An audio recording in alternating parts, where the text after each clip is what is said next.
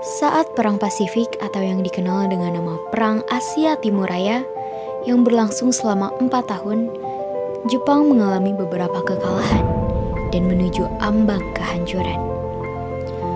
6 Agustus dan 9 Agustus tahun 1945, Hiroshima dan Nagasaki dibom oleh sekutu, membuat Jepang semakin terperosok dalam lubang kekalahan.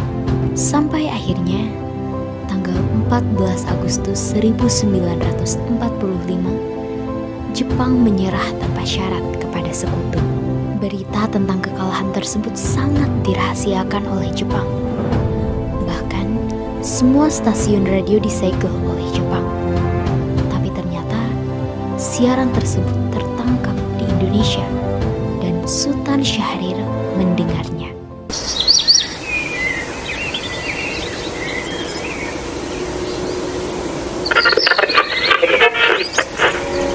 Till the end of time. The worst news of the defeat of Japan was surrendered unconditionally to the Allies. One of the reasons was the bombing of Hiroshima and Nagasaki on August 6 and 1945 by the Allies. As a result, Japan lost most of its troops and troops. Bung Hatta, bagaimana soal kemerdekaan kita, Bung?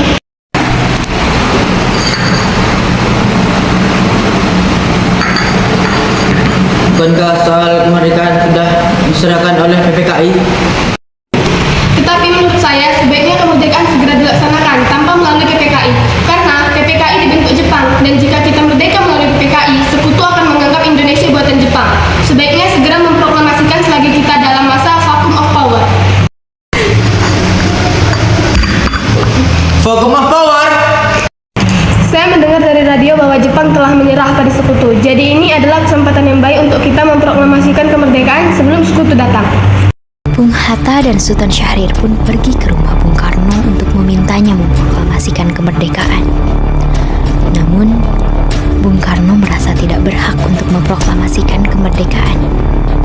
Karena menurut Bung Karno, yang berhak untuk memproklamasikan kemerdekaan adalah PPKI.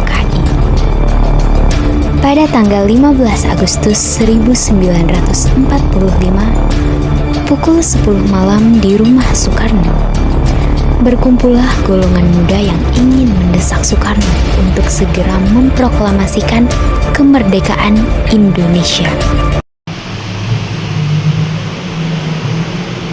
Ada maksud apa kedatangan saudara-saudara ke sini? Saya mendengar kekalahan Jepang atau sekutu dari radio BBC London di Bandung. Maka dari itu, kami dari golongan pemuda mengadakan rapat tadi siang dan hasilnya semua setuju agar Bung Karno dan Muhammad Hatta segera menyusun kemerdekaan Indonesia. Kita tidak bisa begitu saja memproklamasikan kemerdekaan. Kita tidak bisa mempercayakan PPKI karena PPKI dibentuk oleh Jepang. Kemerdekaan Indonesia bukan dari bangsa lain, melainkan dari bangsa kita. Bukan begitu. Seharusnya tetap membicarakan dengan PPKI karena tugas PPKI adalah mempersiapkan kemerdekaan. Apakah kita harus menunggu janji Jepang untuk memproklamasikan kemerdekaan Indonesia? Kita bisa, Bung. Kita bisa memproklamasikan kemerdekaan kita sendiri.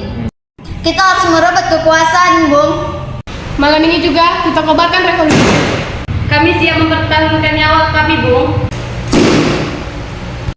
Jika Bung Karno tidak bertindak cepat, maka akan ada pertumpahan darah dan pembunuhan besar-besaran esok hari. Ini batang leherku. Saya akan potong leherku dengan parang itu malam ini juga. Kamu tidak usah menunggu hingga esok hari.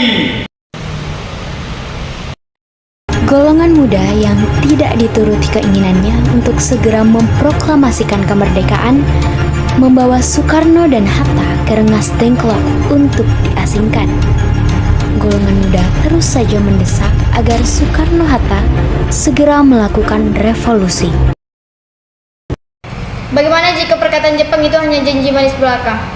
Berapa lama lagi kita menunggu janji Jepang, Bung? Kita harus memproklamasikan kemerdekaan kita sekarang juga. Bung, ini kesempatan kita untuk merdeka, Bung. Jepang telah kalah, tinggal menunggu apa lagi?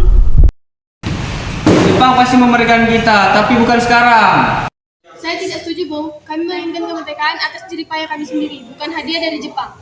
Itu benar, Bung. Jika kita merdeka di atas Jepang, maka kita akan dijajah oleh Jepang lagi. Tenang, tolong lepaskan dulu ikatan Bung Karno dan Bung Hatta. Nanti kan.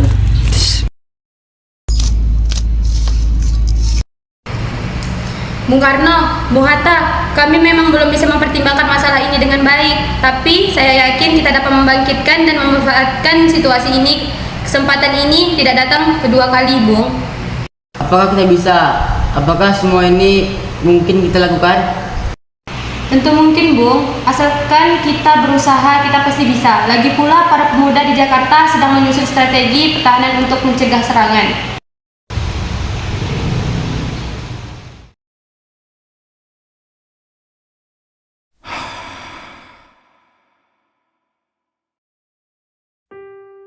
Soekarno dan Muhammad Hatta akhirnya setuju untuk segera memproklamasikan kemerdekaan Indonesia. Rumusan teks proklamasi ditulis oleh Soekarno di rumah Laksamana Maeda dan diketik oleh Sayuti Milik.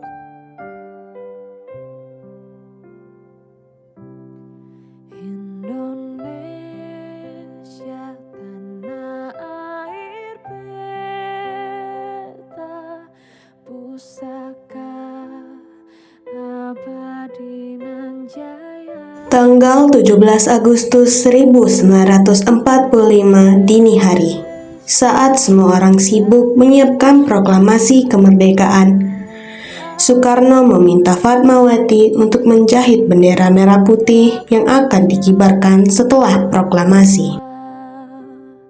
Di sana tempat lahir beta, dibuai dibesar. Tahun negara kita dijajah oleh bangsa asing, sudah saatnya kita berdiri sendiri. Tadi siang kami sudah membicarakannya di rumah Laksamana Maeda. Nah ini saya titip untuk dijahit. Apakah harus selesai sekarang, suamiku? Ya, karena proklamasi akan segera dimulai. Baiklah. Terima kasih. Sungguh indah tanah air beta, tiada bandingnya di. Akhirnya, proklamasi kemerdekaan Indonesia dibacakan oleh Insinyur Soekarno di depan rumahnya, di Jalan Pegangsaan Timur nomor 56, Jakarta. Pada bulan Ramadan, pukul 10 pagi, hari Jumat, tanggal 17 Agustus 1945. Ibu pertiwi, Proklamasi kau kami, bangsa Indonesia, dengan ini menyatakan kemerdekaan Indonesia. Hal-hal yang mengenai pemindahan kekuasaan dan lain-lain diselenggarakan dengan cara saksama dan dalam tempo yang sesingkat-singkatnya. Jakarta, 17 Agustus 1945, atas nama bangsa Indonesia, Soekarno, Hatta.